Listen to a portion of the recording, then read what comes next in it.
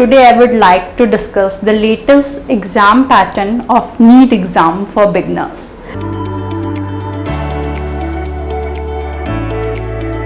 Hello everyone and welcome to our channel The Hindu Zone. Today I would like to discuss the latest exam pattern of NEET exam for beginners. As we know, NEET exam is specified by National Medical Commission and NTA has decided to reduce the syllabus as suggested by the different education boards. So as a result, there will be subsection in each section of the paper.